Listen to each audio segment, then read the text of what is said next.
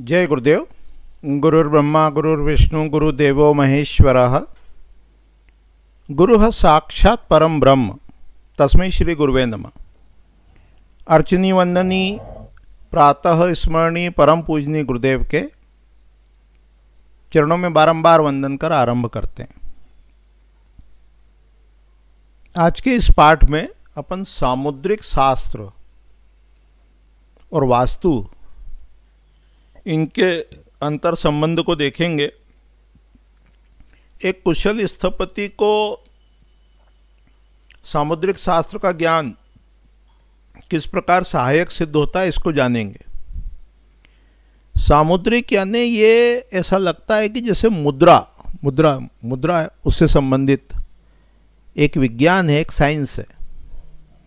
जैसी अपनी मुद्रा होती है, पोस्चर होता है, भाव भंगिमा होती है, वो हमारे जो मन की स्थिति है उसको प्रकट करती है।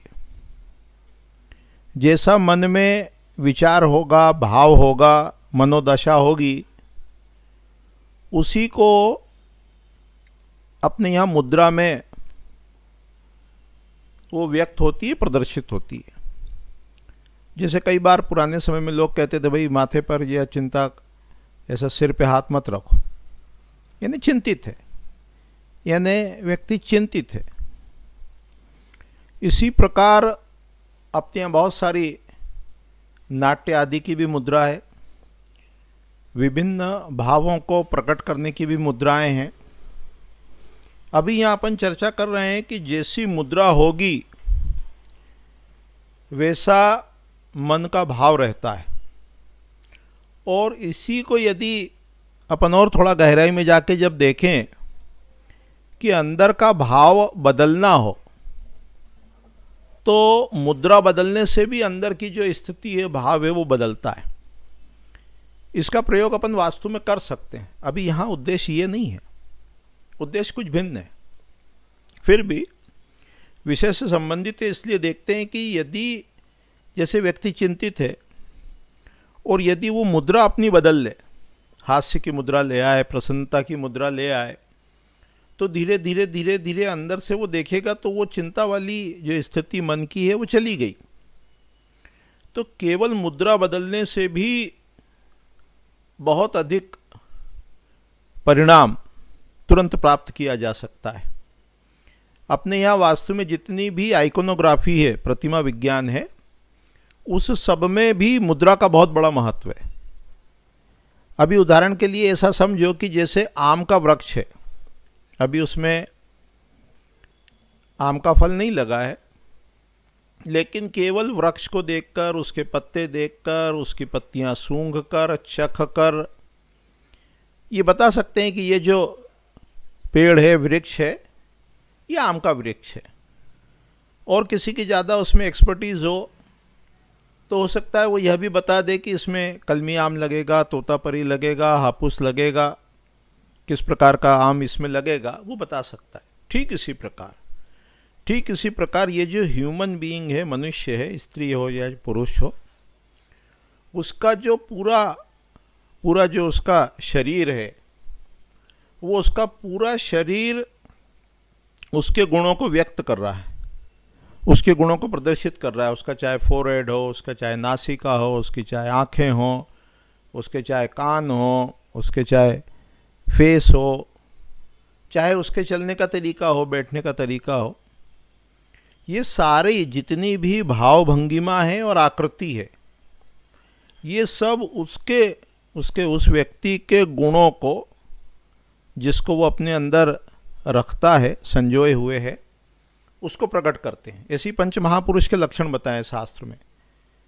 कि जो महापुरुष है वो उसके हाथ कितने लंबे होंगे, और भी शरीर के सभी अंगों का उसमें वर्णन किया गया है।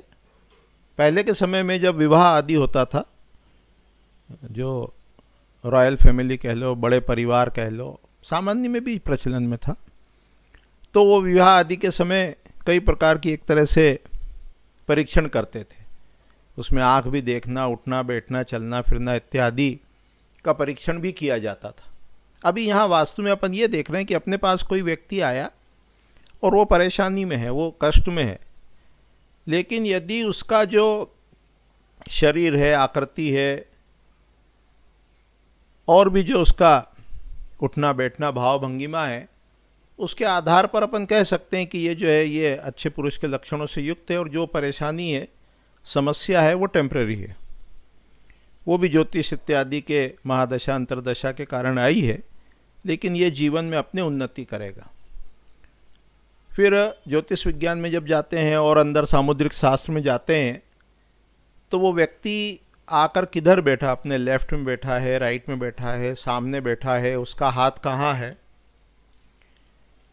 इत्यादि के माध्यम से भी हम उसके प्रश्न और उसकी जिज्ञासा का पता लगा सकते हैं, ज्ञात कर सकते हैं। तो ये जो नॉलेज है सामुद्रिक शास्त्र का, ये हमको एज एन एडिशनल टूल काम करता है वास्तु में। तो जब इस विद्या का अपने को अध्ययन होता है, ये विद्या का जब हमको ज्ञान होता है, तो हम बहुत कुछ प्रेडिक्ट कर पाते हैं, समझ पाते हैं। तो आज की इकाई में अपन ने ये सामुद्रिक शास्त्र को देखा, साथ ही साथ एक कुशल स्थपति बनने में कैसे ये सहायक होता है, इसके महत्व को जाना। आगामी पाठ में अपन प्रतिमा विज्ञान को भी देखेंगे कि जो प्रतिमा है वो घर में किस प्रकार की रखना, किस मान की रखना, और उसके महत्व को समझेंगे, जानेंगे। अभी इतना ही कह के वाणी को विराम देते हैं।